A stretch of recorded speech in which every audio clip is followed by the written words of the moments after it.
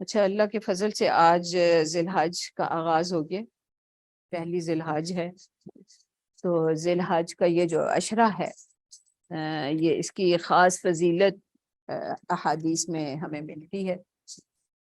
قرآن میں تو عشرہ کے لحاظ سے تو بات نہیں ہوئی، لیکن حج کا بڑی تفصیلی حکم ہے، اور اس میں منافع کی بات جس طرح سورہ حج میں ہے، اور سورہ بقرہ اور سورہ آل عمران، اور کئی خاص طور پہ اس کا ذکر ہے، اور خانہ کعبہ کی جو فضیلت اور اس کی عبادات کا جو تذکرہ ہے، طواف اور عمرہ اور یہ ساری چیزیں۔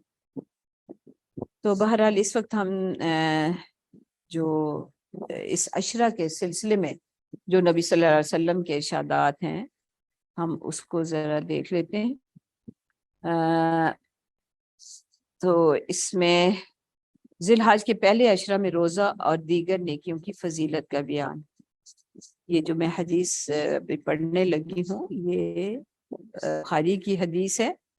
حضرت ابن عباس رضی اللہ تعالیٰ عنہ سے روایت ہے کہ وہ کہتے ہیں کہ قال رسول اللہ ما من ایام من العمل الصالح فيها احب الى الله من هذه الايام، یعنی ایام العشر۔ قالوا یا رسول اللہ ولا الجہاد فی سبیل اللہ؟ قال ولا الجہاد فی سبیل اللہ الا رجل خرج بنفسه وماله فلم یرجع من ذلك بشیء،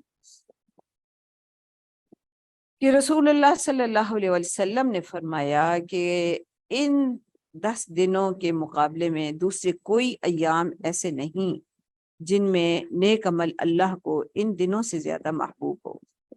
صحابہ کرام رضوان اللہ علیہم اجمعین نے عرض کیا، یا رسول اللہ، اللہ کی راہ میں جہاد کرنا بھی نہیں؟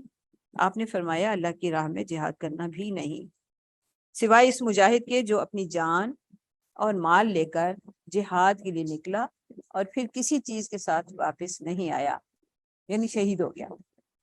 یہ دوسروں سے یقیناً افضل ہے۔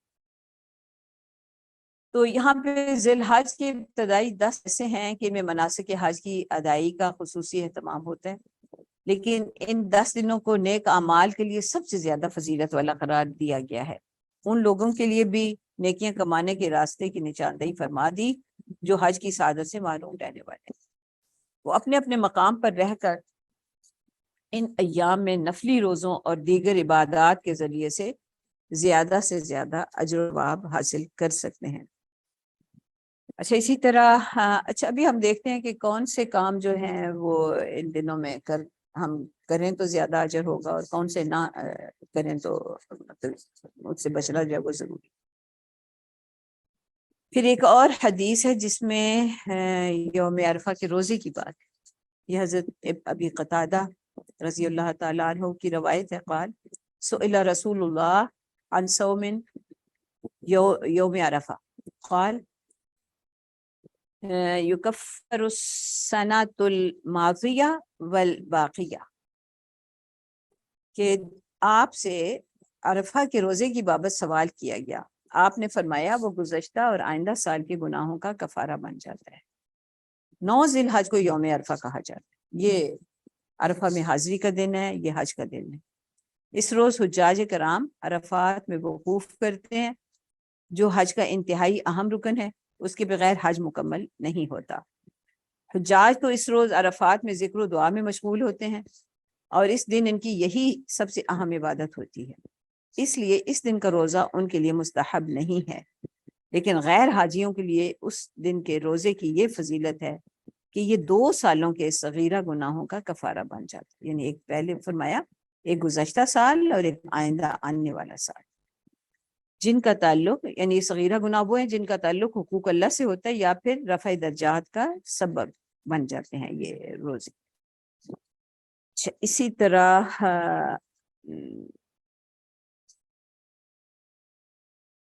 دوسری جو حدیث ہے اس سلسلے میں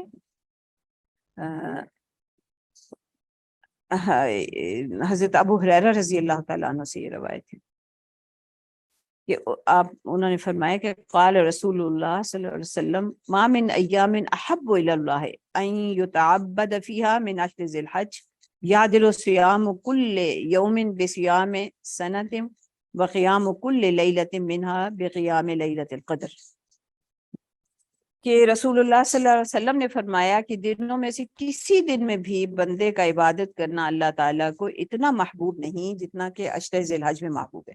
यानी इन दिनों की इबादत अल्लाह ताला को दूसरे तमाम दिनों से ज्यादा महबूब है। इस अशरा के हर दिन का रोजा साल भर के रोजों के बराबर है, और इसकी हर रात के नवाफिल शब कदर के नवाफिल के बराबर है। इसका मतलब ये पहले 9 रोजे जो हैं ये रखना बड़ी फजीलत का काम है। तो जो रख सकते हैं वो इन 9 रोजों का 9 दिनों का रोजा रखें, और अगर 9 रोजे रखने की हिम्मत ना हो तो कम से कम 9 जिलहज का रोजा रख लें। तो यहाँ जो मुराद है उससे यकम जिलहज से 9 जिलहज तक के 9 दिन हैं, क्योंकि ईद के दिन बहरहाल 10 जिलहज का तो रोज़ा नहीं रखना। ये अय्याम तशरीक के रोज़े जो हैं वो तो फिर मना हो गए, कि वो तो ईद उल फितर का दिन या अय्याम तशरीक 10, 11, 12, 13 4 दिन ये, और 5वां वो, ये 5 दिन है जिनमें रोज़े नहीं रखने होते। तो यहाँ पर एक तो इस बात को देख लें, और फिर हज के मामले में भी चलें इसकी फिर किसी वक्त बात कर लेंगे। अभी सिर्फ हम ये देखते हैं कि कौन से काम करने हैं और कौन से नहीं करने।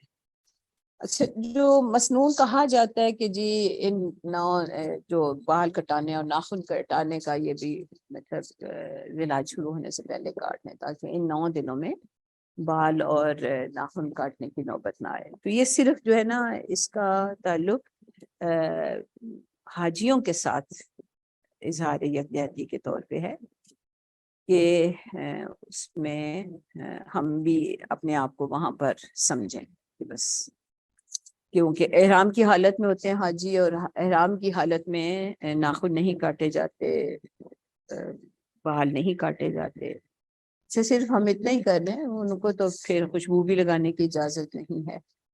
अलबत्ता नहा सकते हैं हालत एहराम में, कपड़े भी बदल सकते हैं। एक एहराम की कोई मैला हो जाए या बदबू आ जाए या उसमें कोई अलाश लग जाए तो उसको बदला जा सकता है, बदलने की ममानियत नहीं है।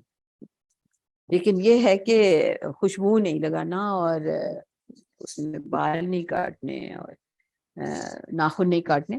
एक तो ये होगी बात, लेकिन असल चीज जो है ना उसकी तरफ तवज्जो कम है।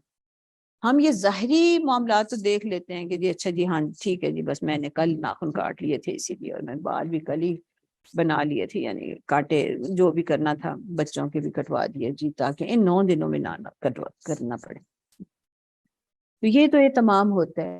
रोजे भी रख लेते हैं, लेकिन आप देखें ना कि अल्लाह ताला ने हज के मामले में खुद जिस चीज का हुक्म दिया, अब अगर हाजियों को उसका हुक्म दिया है तो गोया कि मुझे भी दिया, अब मैंने भी वही काम करना है। अल हज अशहुरुम मालूमात, कहते हैं कि हज के महीने मालूम है। फमन फरद फीहिन अल हज्जा, बस जो कोई इन मुकर्रर महीनों में हज की नियत, फला रफसा वला फुसूका वला जिदाल फिल हज। अब करने का तो कहते हैं भाई रोजे रख लो, नाखून ना काटो, बाल ना काटो, और ये नहीं बताते कि इन दिनों में रफस भी नहीं होगा, फसूक भी नहीं होगा, जिदाल भी नहीं होगा। ये भी जरा वादा कर लें। ये मैं देखती हूँ कि ये मतलब जितने मैंने अभी देखे, जितनी पोस्टें आई हैं कि जी अशरे ज़िलहज में करने के ये काम है, ये काम है, ये नहीं बताते कि ना करने का भी तो अल्लाह ने पहले तो ये कहा कि ये काम नहीं करने, पहले तो ये हुक्म ही नहीं दिया कि भाई क्या करना है। सिर्फ इतनी उससे पहले बात आई कि अतिमुल हज्ज वल उम्रत लिल्लाह, अल्लाह के लिए बस करना जो भी करना है, यानी नियत सिर्फ अल्लाह को राजी करने की हो, अल्लाह को अपने अल्लाह के सामने अपनी मोहब्बत के इजहार की हो। ये तो सफर ही सफर मोहब्बत है। तो यहाँ पर जो मना किया वो सिर्फ इतना कि जी फला रफस वला फुस्क वला जिदाल फिल हज, ध्यान रखना कोई रफस वाली बात ना हो, कोई शाहवानी बात ना हो, कोई बेहयाई वाली बात ना होने पाए। अब बात क्या होती है, सिर्फ जुबान से बात होती है, देखा भी तो जाता है ना।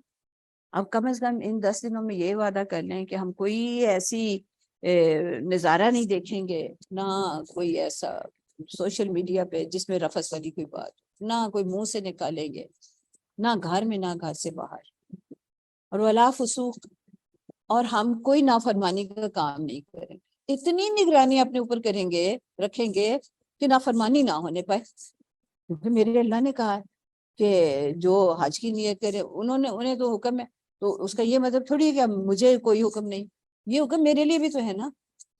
فلا رفث ولا فسوق، یہ نئے ناپسند ہے یہ کام کہ ان کو خاص طور پہ یاد دہانی کرائی جا رہی، اور ولا جدال فی الحج، اور دیکھو لڑائیاں نہ کرنا، اس کا کیا مطلب؟ مجھے اجازت ہے میں جتنا مرضی لڑائیاں کر لوں، ڈانٹ ڈپٹ کر لوں، جو کچھ مرضی کر لوں، ولا جدال فی الحج۔ تو یہ 3 کام جو ہے نا، ان کو ذرا ضرور ذہن میں رکھیں کہ یہ نہیں کرنے، روز ایک ایک لمحے پہ اپنی نگرانی کریں، نہ رفث ہو، نہ فسق و فجور کی کوئی علامت ظاہر ہو، اور نہ جدال ہو۔ وما تفعلوا من خیر یعلمہ اللہ، اور جو بھی تم بھلائی میں سے کرو گے اللہ اس کو جانتا ہے۔ اچھا، تو یہاں پر جو کرنے کا حکم ہے کہ بھی کرنا کیا ہے جی پھر، تو وہ کہتے ہیں کہ فَإِذَا أَفَضْتُم مِّنْ عَرَفَاتٍ فَاذْكُرُوا اللَّهَ عِندَ الْمَشْعَرِ الْحَرَامِ وَاذْكُرُوهُ كَمَا هَدَاكُمْ وَإِن كُنتُم مِّن قَبْلِهِ لَمِنَ الضَّالِّينَ۔ اچھا، یہاں پر جتنی بھی بات ہے وہاں پر کا صرف ایک کام بتایا، دیکھو اللہ کا بس ذکر کرتے رہنا، اللہ کو رکھنا۔ ذکر ہم پہلے بھی بہت دفعہ یہ بات کر چکے ہیں کہ ذکر زبان سے چند الفاظ کی ادائی کا نام نہیں ہے، ذکر زبان کے الفاظ بھی ہیں، دل کی گہرائیوں سے اللہ کی محبت کو یاد رکھنا، اللہ کو یاد رکھنا، اور عمل سے ثابت کرنا کہ مجھے بس اللہ ہی سب سے زیادہ محبوب ہے، میں اسے ناراض نہیں کر سکتی۔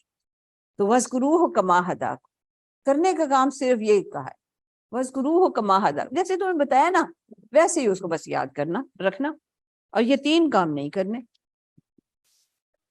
تو اللہ کرے کہ بلکہ اس حد تک کہا کہ فَإِذَا قَضَيْتُم مَنَاسِكَكُمْ فَاذْكُرُوا اللَّهَ كَذِكْرِكُمْ آبَاءَكُمْ أَوْ أَشَدَّ ذِكْرًا، کہ جب تم مناسک ادا کر بھی لو تو اللہ کا ذکر کرتے رہو، جیسے کہ تم اپنے آباء و اجداد کا ذکر کرتے ہو، بلکہ اس سے بھی زیادہ اللہ کا ذکر کرنا حق ہے کہ کیا جائے۔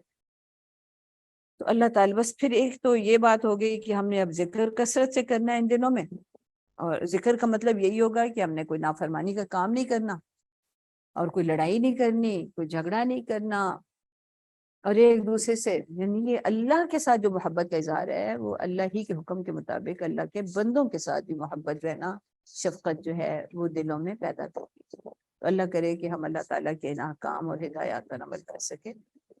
وآخر دعوانا الحمد للہ رب العالمین۔